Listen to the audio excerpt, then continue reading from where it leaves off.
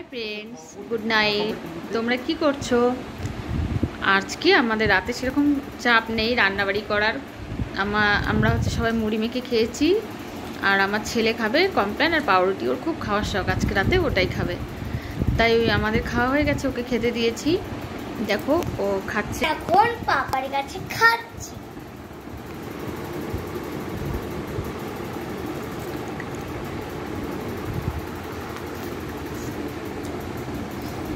দেখুন, আমি একবার পাউরুটি নিয়েছি, এবার দুধ নেব।